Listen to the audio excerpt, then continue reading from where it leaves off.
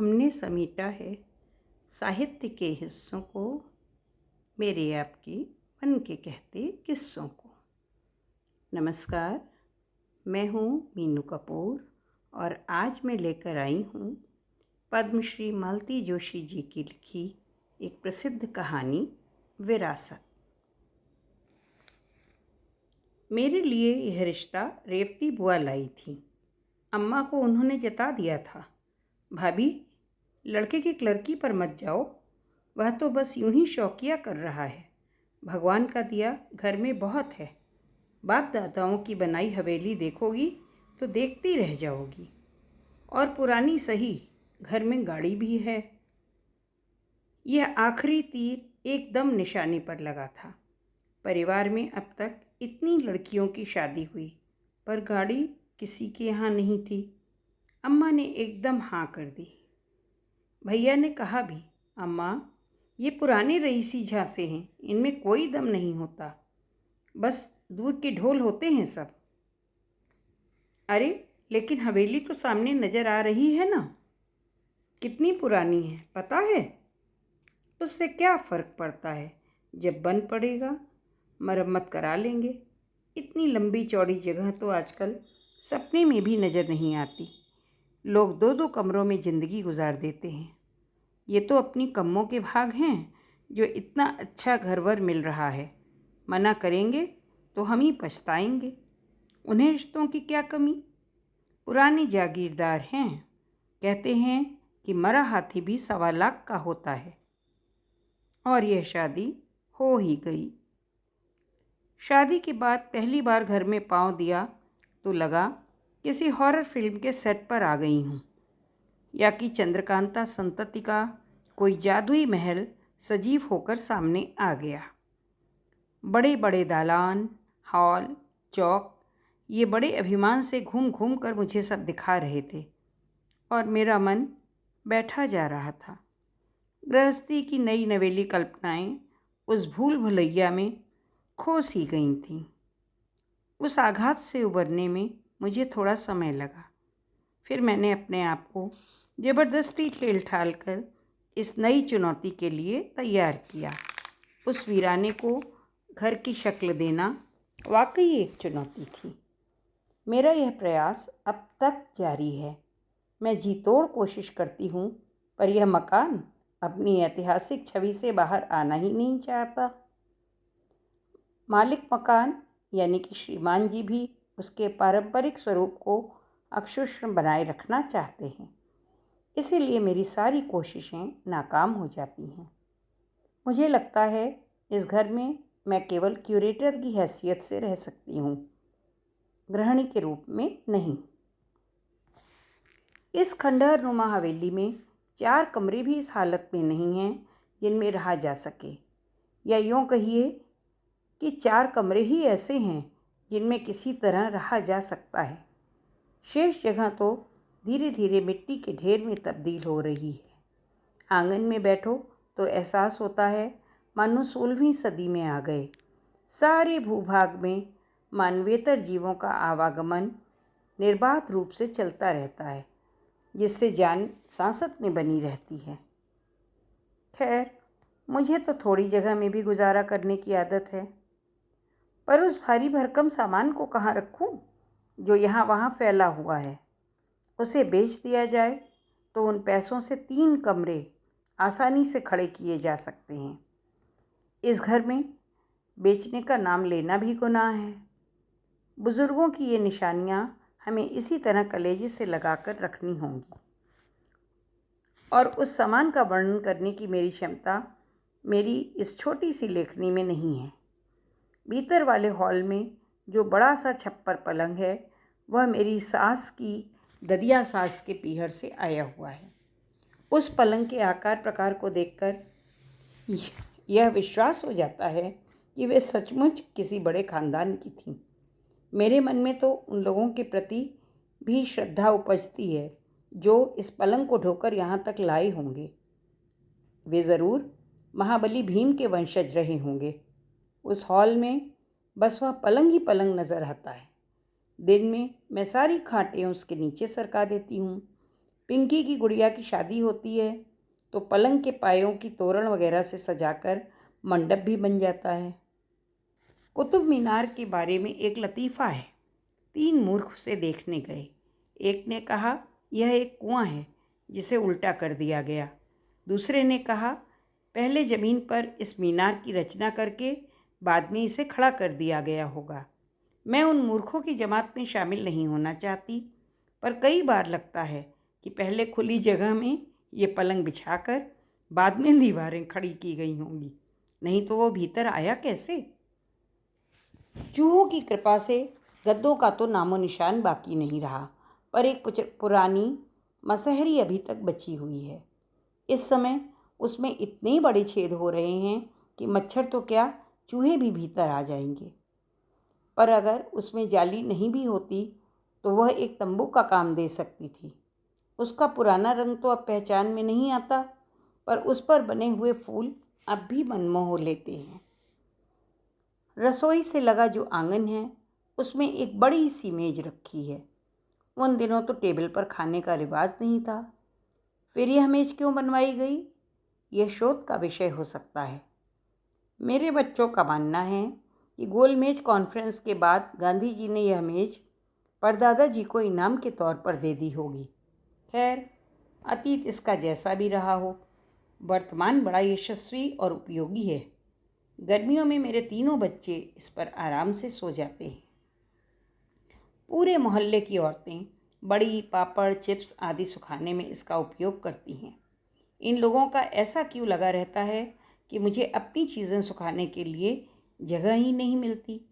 पड़ोसी धर्म के नाते हर महिला कुछ न कुछ दे ही जाती है, उसी से मैं साल भर आराम से काट लेती हूँ। गर्मी बरसात झेलते हुए वह मेज आंगन में पड़ी रहती है। घर में लाने का तो सवाल ही नहीं उठता। गांव की रामलीला में या स्कूल के वार्षिक स्नेह सम्मेलनों में बतौर स्टेज इसका उपयोग होता रहता है। शेष समय इसे प्लास्टिक से ढक देती हूँ। घर में एक बड़ा सा जाजम है जो हमारे बाहर वाले कमरे में बिछा रखा है। कम से कम उखड़ा हुआ फर्श तो ढक जाता है। उस जाजम को धुलवाना या उसे रंगवाना हमारे बूते से बाहर है। उसे झटकारना भी हम डालडा का युगीन लोगों के बस का नहीं है। फलस्वरूप उसका रंग कमरे के रंग से एकाकार हो गया है। पिछले दिनों एक नई मेहरी आई थी। उसने सब कमरों के साथ उस जाजम को भी लीप डाला। किस मुश्किल से वह गोबर छुड़ाया गया, वो एक अलग कहानी है। लकड़ी की 2 बड़ी पेटियां घर में हैं। पहले ज़माने में उनमें जो भी रखा जाता हो, इस समय यह हाल है कि मैं अपनी पूरी गृहस्थी उन संदूकों में बंद कर सकती हूँ। बच्चे जब छोटे थे तो उसमें बैठकर बस का खेल खेलते थे, अब शायद नाती पोते खेलें। हॉल में एक रेडियोनुमा डिब्बा है जिसका आकार और चीज़ों के अनुपात में ही है। इस ट्रांजिस्टर युग में तो वह दैत्याकार ही लगता है, लेकिन आवाज़ चींटी बराबर भी नहीं निकालता। इसे बेचने की मैंने कभी जिद नहीं की। मुझे मालूम है इसके लिए ग्राहक जुटाना मुश्किल ही नहीं, असंभव है। ठीक है, पड़ा रहे। चूना चढ़ी दीवार का उतना हिस्सा तो ढका रहता है। एक पुरानी दीवार घड़ी ईमानदारी से दीवार को थामे हुए है। अगर समय से चाबी दे दी जाए तो समय भी बताती है, लेकिन डायल काफ़ी मैला हो गया है। अक्षर ठीक से नज़र नहीं आते। कई बार सोचा उतार कर सफाई करवा लें, पर डर लगता है घड़ी उतारने के चक्कर में कहीं दीवार ढह गई तो क्या होगा। बेत की 6 कुर्सियाँ भी हैं।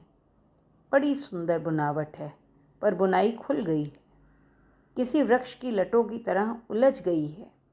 बुनने वाले जब भी निकलते हैं बुलाती हूँ, पर उनकी मजदूरी सुनकर चक्कर आ जाता है।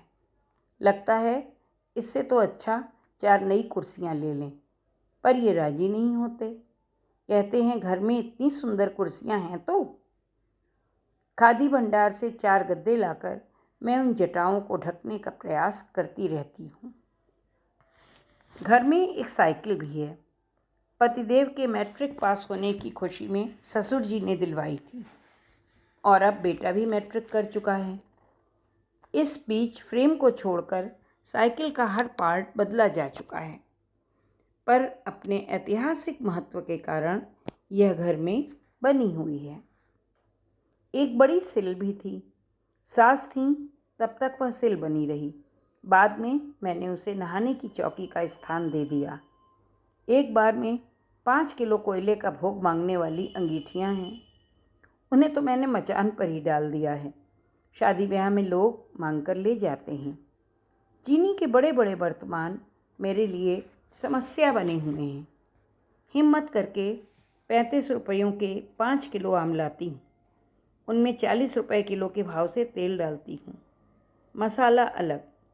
लेकिन यह सारी सामग्री उस मर्तबान के पेंदे में ही समा जाती है। थालियाँ इतनी बड़ी कि छोटे बच्चे का हाथ दूसरे छोर तक पहुँचता ही नहीं। इतनी बड़ी थालियों के लिए तो 56 भोग चाहिए। इस महंगाई के ज़माने में तो वे मुंह चिढ़ाती सी लगती हैं। पुरानी पीतल और तांबे की गागरों ने अब सहस्त्रधारा का रूप ले लिया है। मैं इनसे कहती हूँ कि भाई बेचना न चाहो तो महादेव जी के मंदिरों में दान कर दो, अभिषेक का ही पुण्य मिले। बर्तनों की बात तो फिर भी समझ में आती है। वह हम दो हमारे दो वाला ज़माना तो था नहीं। घर में 3-3, 4-4 पीढ़ियाँ एक साथ रहती थीं। तब परिवार सच्चे अर्थों में परिवार हुआ करते थे। उस समय इतने बड़े बर्तनों की ज़रूरत पड़ती ही होगी, पर झूला वह तो सामान्य आकार प्रकार का होना चाहिए कि नहीं? या हर बहू बेटी जुड़वा ही पैदा करती थी? मैंने तो अब झूले की खटोली बना ली है। धूप में उस पर बैठकर बुनती रहती हूँ। और इस रिश्ते का खास आकर्षण वह मोटर, उसके बारे में तो बताना ही भूल गई। उन दिनों यानी शादी से पहले मेरे पांव जमीन पर नहीं पड़ते थे। कार वाला पति पाकर मैं धन्य हो गई थी। सहेलियां मुझसे ईर्ष्या करने लगी थीं। बिटिया कार में विदा हो रही है, इस खुशी में अम्मा उस दिन रोना भी भूल गई थी। वह कार ऐसी वैसी नहीं थी। मेरी सास भी उसी में बैठकर विदा हुई थी। ऐसी शुभ लक्ष्मी मोटर में बैठते हुए मेरा कलेजा गज भर का हो गया था। लेकिन उस गाड़ी ने तो जैसे कन्या पक्ष के बल की परीक्षा ले ली। गांव की सीमा तक उसे धक्का देकर ले जाना पड़ा था, तब जाकर वह स्टार्ट हुई। लोग हाँफ रहे थे, मखौल उड़ा रहे थे, पर किसी की एक भी आंख में आंसू नहीं था। ऐसी सूखी विदाई आज तक किसी कन्या की नहीं हुई होगी। इस गाड़ी के लिए एक पार्ट टाइम ड्राइवर नियुक्त था। पार्ट टाइम इसलिए कि फुल टाइम रखने की औकात नहीं थी। जब कहीं रौब मारना होता तो उसे बुला लिया जाता। वह भी पार्ट टाइम ड्राइवरी करता था। शेष समय में काज बटन करता या कुर्सियाँ बुनता। इस गाड़ी को चलाने के बाद वह किसी और गाड़ी के चलाने लायक नहीं रह गया था। 2 साल पहले उसकी मृत्यु हो गई है। तब से गाड़ी हमारी अचल संपत्ति के रूप में दरवाजे पर खड़ी है, क्योंकि मेरे पतिदेव को ड्राइविंग आती नहीं है। जब छोटे थे तो पैर छोटे पड़ते थे और अब तो स्टीयरिंग घुटनों से टकराता है, इसलिए गाड़ी चलाना कभी सीख ही न पाए। एक बार मेरे मन में एक महत्वाकांक्षी योजना उपजी थी। मैंने सोचा कि गाड़ी को थोड़ा ठीक ठाक करा लें तो शादी ब्याह या चुनाव में किराए पर चला लें, 4 पैसे की आमदनी हो जाएगी। मैंने स्वर्गीय ड्राइवर साहब से कहा था, चाचा ज़रा इत्मीनान से बैठकर एक लिस्ट तो बना लो, जो जो रिपेयर्स करनी है करा लेते हैं, थोड़ा रंग रोगन करा लेते हैं, गाड़ी चल निकलेगी। उत्तर में वह सिर्फ हंसा, लेकिन उसका वह हंसना बहुत कुछ कह गया। उसके बाद मैंने वह विचार ही छोड़ दिया। 2 साल पहले चाचा गुजर गए, तब से यह गाड़ी लाइब्रेरी में ही खड़ी है। इसका मतलब यह नहीं कि हमने पुस्तकें गैरेज में रख छोड़ी हैं। दरअसल पिछली बरसात में हमारा खंडहर नुमा गैरेज पूरी तरह ढह गया था। तब हमने लाइब्रेरी की दीवार को गिराकर गाड़ी को भीतर ले लिया था। जी हाँ, हमारे घर में लाइब्रेरी भी है। अलमारियाँ भरी पड़ी हैं। हेनरी एडमंड से लेकर मार्क ट्वेन तक सारे अंग्रेज़ी लेखक यहाँ मौजूद हैं। महाभारत, वाल्मीकि रामायण, सूरसागर, प्रेम सागर, सुख सागर, चंद्रकांता संतति, भर्तृहरि वैराग्य शतक और भी न जाने कितने प्राचीन ग्रंथ भरे पड़े हैं। इसके अतिरिक्त कल्याण के अंक हैं, सरस्वती और हंस के अंक हैं। इन्हें पढ़ने का जरा भी शौक नहीं, पर पूर्वजों की इस पावन धरोहर पर अभिमान जरूर है। हर आने जाने वाले को वे लाइब्रेरी दिखाना नहीं भूलते। मुझे पढ़ने का बेहद शौक है। कोई अच्छी सी किताब लेकर बिस्तर में लेटकर पढ़ना मुझे अच्छा लगता है। घर में इतनी किताबें हैं, पर मेरा यह शौक कभी पूरा नहीं होता। किताब उठाते ही गर्द की एक परत हाथों को, कपड़ों को सराबोर कर जाती है। किताब खोलते ही पीले पत्तों की तरह पीले पृष्ठ झड़ने लगते हैं। जो जिल्द से चिपके रह जाते हैं, उन पन्नों पर दीमक का अधिकार स्पष्ट नज़र आता है। कई कागज़ तो इतने जीर्ण शीर्ण हो गए हैं कि हाथ लगाते ही चूरा हो जाते हैं। मेरा बड़ा बेटा कहता है, इस चूर्ण में थोड़ा सेंधा नमक मिलाकर बुद्धिवर्धक चूर्ण के नाम से बेचा जा सकता है। कम से कम साल भर की फीस तो निकल ही आएगी। एक बड़ी सी अलमारी केवल डायरी और फोटो से भरी हुई है। उन तस्वीरों का भी कोई तारतम्य नहीं। जॉर्ज पंचम के साथ हरिद्वार में के कोई महंत गलबहियाँ डाले पड़े हैं। लखनऊ की मल्लिका जान हैं तो स्वामी विवेकानंद भी हैं। रविन्द्रनाथ टैगोर हैं तो वीर सावरकर भी हैं। फिर 33 करोड़ देवी देवताओं का पूरा परिवार है। राम पंचायतन, लक्ष्मी गणेश, राधा कृष्ण, शंकर पार्वती की रंगीन तस्वीरें तो हैं ही। कुछ कुछ प्रसंगों के कल्पना चित्र भी हैं, जैसे गंगावतरण, चीरहरण, धनुष यज्ञ, लक्ष्मण शक्ति, द्रौपदी स्वयंवर आदि आदि। 10-20 फोटो पारिवारिक भी हैं। तब शायद ग्रुप फोटो का ही प्रचलन अधिक था। हर चित्र की धज करीब करीब एक सी है। पिछली कतार महिलाओं के लिए रिजर्व थी। माथे तक घूंघट खींचे, जेवरों से लदी फंदी, वे अपने अपने पतियों के पीछे खड़ी हैं। कुर्सियों पर बड़ी मूँछों वाले पगड़धारी पुरुष विराजमान हैं।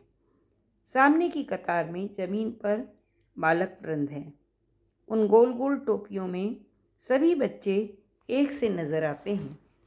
ये लोग कौन कौन हैं, इसका अता पता तो मेरे पतिदेव को भी नहीं है। अपनी फ़ोटो तक नहीं पहचान पाते। हाँ, देखकर गदगद ज़रूर होते हैं। ये सारी तस्वीरें किसी ज़माने में दीवारों पर सुशोभित होती रही होंगी, पर अब न तो इनमें वह पुरानी चमक बाकी है, न इन दीवारों में इन्हें थामे रहने की शक्ति है। इसलिए ये सब अलमारी के अंधेरे कोनों में अपना अभिशप्त जीवन काट रही हैं। डायरी लिखना इनके खानदान का प्रिय शौक रहा। इस पीढ़ी में ही इस नियम का थोड़ा सा व्यतिक्रम हुआ है। इन डायरियों को हिसाब की कॉपी कहना ज़्यादा समीचीन होगा। हिसाब के अलावा इनमें जन्म, मृत्यु और शादियां भी दर्ज हैं। जन्म की सूचना के साथ जातक की कुंडली भी नत्थी है। मृत्यु की तारीख के साथ 13वीं का खर्च और उपस्थिति भी दर्ज है। हर बच्चे की शादी की तैयारी तफसील से लिखी हुई है। शादी में किसने कितना दिया, किसको कितना दिया गया, यह भी बाकायदा नोट किया हुआ है। पुरानी पीढ़ी के लोग थोड़ा व्यवहार कुशल थे। डायरियाँ इस बात की मिसाल है। मुझे ये डायरियाँ पढ़ना अच्छा लगता है। कुछ समय को मन पिछले ज़माने में लौट जाता है। उस समय का जमा खर्च पढ़कर तो अलाउद्दीन खिलजी का शासन काल याद आ जाता है। इतने कम खर्च में तो शादी शायद तब भी नहीं हुई होगी। मेरे चचिया ससुर की शादी की तारीख के साथ जो हिसाब दर्ज है, उसकी बानगी देखिए। गफूर बैंड मास्टर 11 रुपये, महादेव शहनाई वाला 5 रुपये, मगन लाल बजाज 325 रुपये, हीरा लाल पन्ना लाल बनिया 490 रुपये, श्याम सुंदर सराफ 1180 रुपये, गणपत हलवाई 25 रुपये। और ये बताते हैं कि इस शादी की महीनों तक चर्चा होती रही थी। कभी कभी लगता है कि किसी जादू की छड़ी के स्पर्श से जर्जर दीवारें फिर उठकर खड़ी हो जाएं। ये तस्वीरें वापस अपनी जगह ले लें, घर लोगों से भर जाएं। घर के पिछवाड़े गायों का झुंड रंभाने लगे। बड़े वाले चूल्हे पर मन भर दूध की कढ़ाई चढ़ी रहे। परात में 10 किलो आटा सने। दालान में एकदम 60-70 थालियां लग जाएं।